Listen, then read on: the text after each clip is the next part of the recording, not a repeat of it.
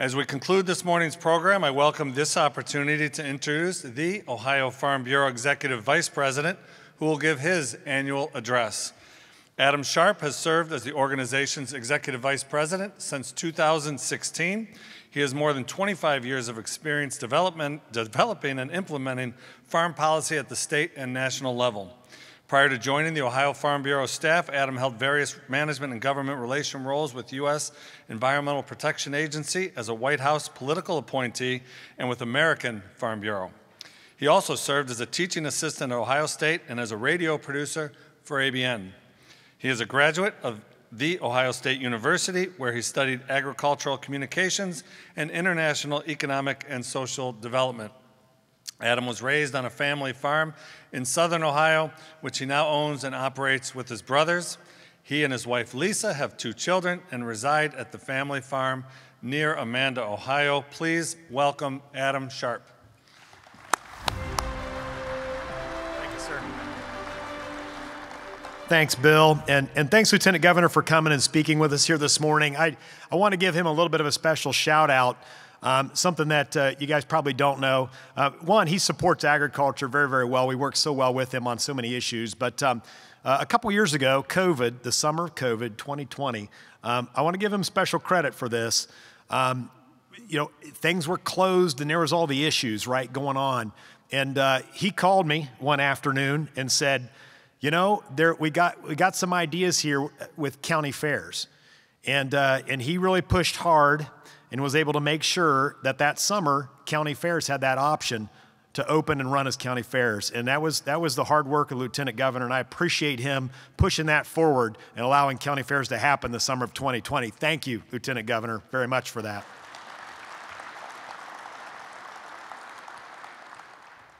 It was one of those memorable moments, and it was very much a moment for me. Thank you. Chief Justice yesterday, Kennedy speaking to you guys. We really appreciate having her here. She has been a friend of the Farm Bureau since day one as well. I met Chief Justice Kennedy over 10 years ago at this point now. She came down. We were having a state board meeting in Chillicothe, Ohio. And she was running the circuit trying to get elected. Actually at the time, just trying to get an endorsement, and we told her you could come down and meet with our PAC committee of the board, and she did. And there was about 4 or 5 of us sitting around a table, the state board members and myself, and she came down and found us in the hotel down in Chillicothe and spent several hours with us. And I still remember this as well. The first thing she started talking to him about was she said, hey, she goes, I just came from my concealed carry class. She said, do any of you guys, enjoy shooting? Well, that was it. I mean, the conversation just went on from there because, as you guys know, she was law enforcement in the Cincinnati area and just has been a tremendous friend of the Farm Bureau as well. So we appreciate both of them being here with us the last couple of days. The foundation and the foundation breakfast here this morning, I think you guys have all seen how obviously important and impactful the foundation is for bringing this organization's mission forward. All the outstanding work that the foundation does has just been tremendous now for many years. Some of you guys who've been with this organization a long time know that our foundation started as a very small little thing that we did as a fundraiser here at the annual meeting. Usually on the end of this first night, we would do a little foundation fundraiser. We would auction off items and raise $10,000, $20,000 and give those away as some scholarships and things like that. And it was a very nice thing. And now to see where it has grown to, the involvement, our partners, thank you guys, the whole gang sitting down here that serve on that board. Thank you all for the work, the partnerships, and bringing so many great organizations together here in Ohio to really strengthen the foundation. I just want to mention as well that I do donate. I donate every month to the foundation. I literally put it into my deduction that comes right out of my salary every month. And it's something I believe in. I know you guys all believe in it. We need to have more young people in agriculture. And frankly, Ohio Farm Bureau is doing one of the best jobs in the country when I visit with all these other state farm bureaus about getting young people involved in the industry. We do fabulous work. The foundation is a huge part of that. And I hope you all will also join me in contributing to the foundation because of the great work that it's doing and the direction that it's been heading and doing such a great job in. So please consider that gift. So now let me flip over and say thank you all for being here for the 105th 5th Ohio Farm Bureau annual meeting. We've had a terrific event, Cultivating Tomorrow Together. You know, as I kind of look across the room here, right, and we talk about agriculture, you know, we know that we've had a 100-year history, right, 105 now year history of the Ohio Farm Bureau. And we also know that during that time, our farmers, they're always looking ahead. So as you guys are talking about policy, as you're visiting with each other, you're talking about what's happening now and what's gonna be coming. We know things are changing. We know agriculture is changing. We know you guys are changing because you guys are always looking toward the future, and that changes your mindset toward things. So we know that things are changing dramatically across our industry. We know farms themselves are evolving. We know the business models of farms are evolving. We know that we have large and small farms in Ohio both growing. We know that technology is advancing. We know that the digital revolution in agriculture is enormous, and the Lieutenant Governor just talked a little bit about that, right? But robotics and sensors and precision agriculture and workforce needs, there's so many things happening there. That farm business landscape is changing. We know that it is ever increasingly important to have those business skills as a farmer. We know that geopolitics are rapidly changing around the world, and those have a dramatic impact on agriculture. We watch it in the news literally every day, whether it's trade and trade disruptions, supply chain issues, food security, dramatic issues that happen a world away and impact us on a daily basis. It is ever changing. Social well-being and sustainability expectations and what that means for policy, what that means as a rise of impact on our resources, what it means for climate change policy, what it means for environmental policy, and then what that means for our farms and our businesses. It's a big deal. So change is never easy. I think we all in this room certainly know that. You guys know you're dealing with change on your farms almost on a daily basis, it seems like sometimes, whether you want to or not. It's a big deal, and it can seem overwhelming. But what we know is that as agriculture evolves and as you evolve, Farm Bureau also has to evolve, okay? So one of the things that we have been working on, as you guys know this, I really enjoyed driving about this. It was over 13,000 miles around the state of Ohio when I first came on board several years ago now, and visiting and sitting down with every single county and having conversations. We had over 500 hours of conversation about what do you want from your Farm Bureau? What do you want from Farm Bureau? And you guys shared that with us. We followed that up with surveys. We followed that up with focus groups to really kind of bore that down. But it became very clear. Really there were 4 areas, 4 simple points of what you guys told us you want from your Farm Bureau. We call those the 4 pillars.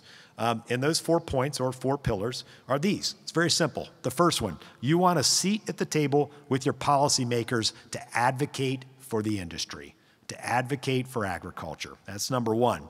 Number 2, you want on-farm business solutions to make sure that you can keep your farms competitive, and that is critical, competitive.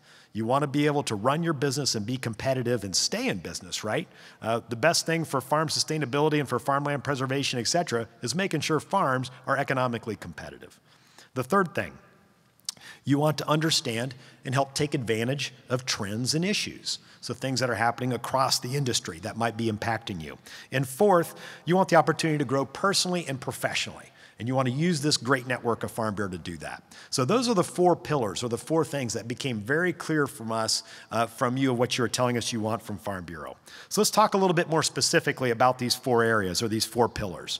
The first one, and then where I want to do too, Bill's mentioned some of these things, and many of you guys attended our regional meetings around the state the last month. And we really dove into some of these things and talked about the different activities you're doing in your counties, and also talking about how we're going to be shifting our focus here at the state more and more to focus on these 4 pillars, because you guys have been very clear with us on these.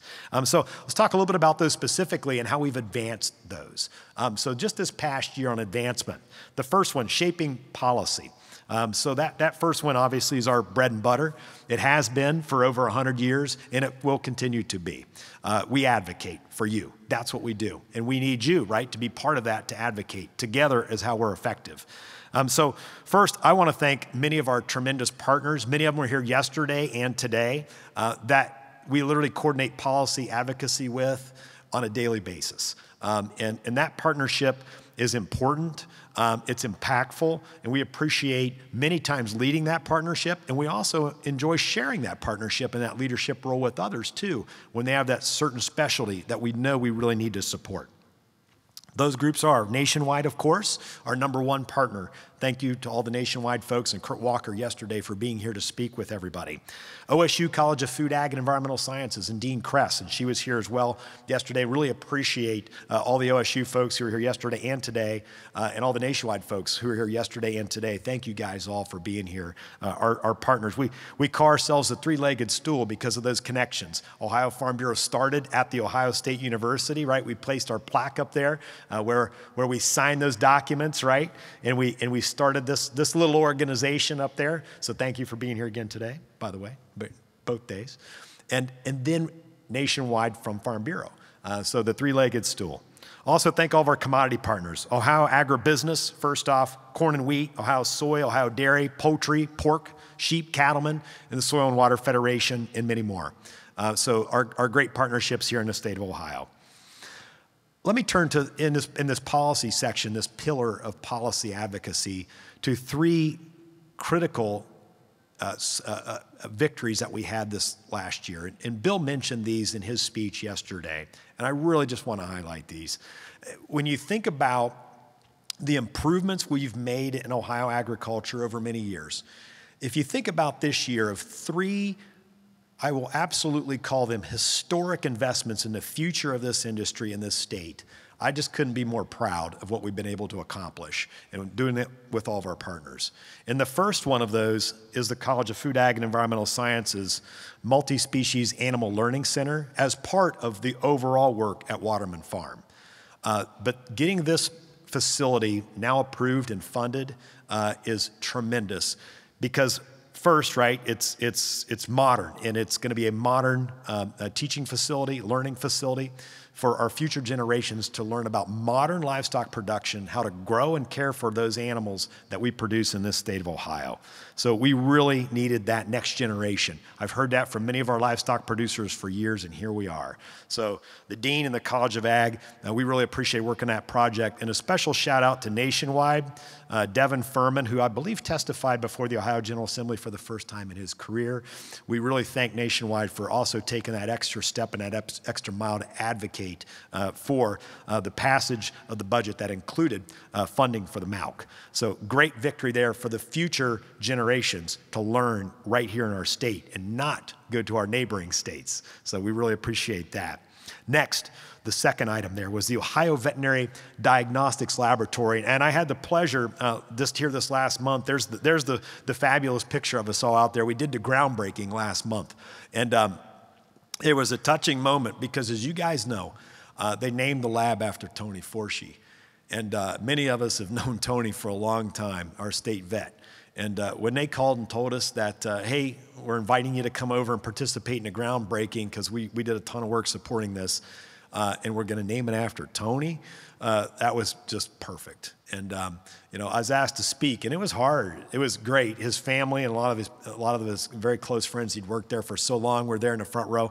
As you guys remember, last year we gave Distinguished Service Award posthumously to Tony Forshee, and his wife was here, and she was incredibly moved by that, and now of course by this. So this, of course, this lab and the testing that it's going to do is going to provide for us, right, for the future, for the state, that testing to help us also protect that livestock industry that we have grown so proud of here in Ohio. And then the third is the massive, of course, new improvements in the Ohio State Fair. So when we look at what's happening at the Ohio State Fairgrounds, you guys remember last year I showed you a schematic, and I said if we work hard at this and we fight like heck for this, we can make this happen. The largest investment in that facility in a generation, probably ever, at one time. So, and now here we are. We've succeeded. Over $240 million of new investment into the Ohio State Fair and the Ohio Expo Center. I'm going to ask them to play a little video right now.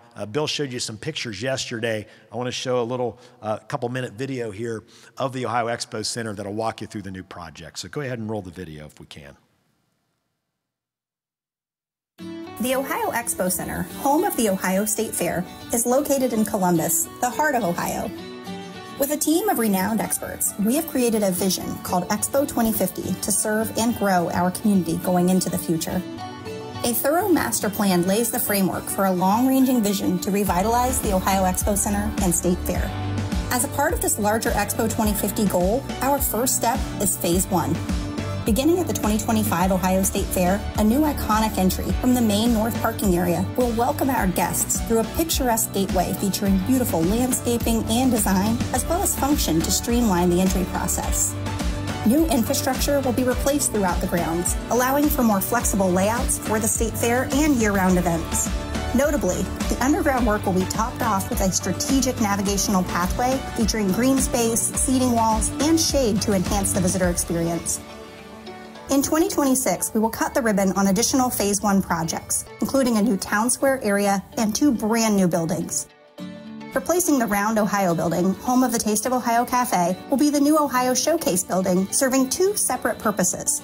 First, one portion will feature a state-of-the-art immersive experience telling the story of Ohio in partnership with the Ohio History Connection. The remainder will be a food hall featuring unique fare from across Ohio, along with ample dining space.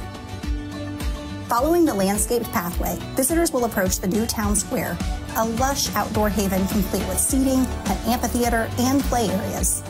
It's a place where family and friends can gather, relax, and share meals during the Ohio State Fair, with the flexibility to accommodate a broad range of outdoor events throughout the year. The final building opening in 2026 will be the Multi-Purpose Agricultural Education Building. During the fair, it will be home to an immersive farm-to-fork experience showcasing Ohio's largest industry, with educational activities highlighting how farmers feed our communities, and the opportunity to enjoy a meal served to you by an Ohio farmer. With a flexible exhibition hall, breakout meeting rooms, dining spaces, and on-site parking, this space can accommodate banquets, conferences, sporting events, consumer and trade shows, concerts, and more. With the support of many partners and stakeholders, we are excited to share Phase 1 of the Expo 2050 vision at the Ohio Expo Center and State Fair, celebrating the past, present, and future of our great state. Excellent. So we work very closely with the governor, with the Ohio Expo Commission, with the General Assembly, and with all of our partners to be able to make this happen. And I appreciate all of the work of all those parties because at the end of the day, right, and this video shows it so well, this is where the Ohio public meets agriculture, right? This is where they meet us. This also is an historic investment in the young people from all 88 counties. You know, they come there for 4-H and FFA and all the livestock shows and all their 4-H projects. This is a place for the kids of all 88 counties to enjoy. So a place that we want ourselves to all be proud of and be able to look forward to in the future to bring our young people there to compete and to talk to the public about our terrific industry. So again, thank you to everybody who worked so hard on this terrific piece of expanding and really this growth of these new buildings, facilities, and the overall look and feel of the entire Ohio Expo Center. So it's going to be fabulous. The next piece, and groundbreaking, by the way, starts as we speak. So they're starting right now. So also in the policy space, H2 Ohio, we really appreciate the continuation of that program now available in all 88 counties. Major tax savings in the budget we secured as well. Also the expansion of meat processing capacity in Ohio with the Ohio Meat Processors Grant Program. I was talking with Nate Like about it last night. You know, he's one of those growers or one of those producers who was able to take advantage of that program, as many of our members have, and expand their meat processing facilities. I had the pleasure of touring his place this past year, and Nate, thanks for hosting me up there. I really enjoyed that. Also, mental health. So the newly created alliance that Farm Bureau is now a part of, focusing on mental health in agriculture. And there's a QR code up here. I want you to go ahead, if you got your phone, if you don't mind, go ahead and snap a picture of this, because this is an anonymous survey that we're going to be conducting, and it's going to help give feedback back to this group so that they can produce the resources that they need to support you as a farmers and understand really what are the stressors in agriculture, and then what are the things that we can do to provide you more resources in that space. So that QR code will help get you to that survey. Thank you for taking part in that. We are also working on a number of other issues: property taxes, eminent domain, farmland preservation, the Farm Bill, and many, many more. And as always, you guys are the ones who lead those efforts. So thank you for all that you do in advocating for our terrific industry. Speaking of that, we will be introducing a new award next year called Advocacy in Action. It will be presented to a deserving member for the first time at next year's annual meeting. It's more than just an award, though. It is a program focused to help you as a member learn and explore about the way that you want to be part of advocacy within Farm Bureau. So look forward to that next year, where we will launch our Advocacy in Action Award. We'll be putting out information in January. So the second piece that you guys said that you want from Farm Bureau is leveraging trends. So Farm Bureau will be increasingly gathering information on trends and issues, and probably no doubt you saw this past year a series of educational guides, legal guides that we produced. Some of those we updated because they've been very popular. Other ones were new, and we're trying these out. Again, this is something that you guys said, give us more. Give us more good resources, especially resources we can share with additional people who might want to become members of the Farm Bureau. So Bill talked about these in general yesterday, but I just want to hit them kind of specifically here real quick. The first one was our Technology Intelligence Report. So this one's brand new, just came out, first time we've done this one. It's to help you understand and implement technology on your farms and understand some of those risks and evaluate those risks that are associated with those technologies. The second one is our Ag Labor Intelligence Report. We put that out this summer. We've gotten great feedback, and we'll probably come out with a version 2 of this. But this helps with current farm labor challenges and helps farmers explore ways to retain, find, recruit good talent. The Guide to Finding, Hiring, and Retaining Farm Employees is the next piece. This one is one that helps farmers position their farm as a place of choice for workers. The next one, the very popular Landowner Toolkit, one of our most popular guides that we've had. We just updated it, 40 pages. It hits on all kinds of topics for property owners. As you guys know, please use this resource and get it out the door for our members. Make sure our members know it's available. But it gets into property rights, easements, oil and gas leasing, zoning, open burning, and so much more for property owners. And then the last one I'll mention is the very popular Trucker's Guide, which, by the way, got a shout out on the delegate floor yesterday that somebody quoted from the Trucker's Guide. So we really appreciate that. That was pretty fantastic. The Trucker's Guide, of course, we just updated it. Very popular piece.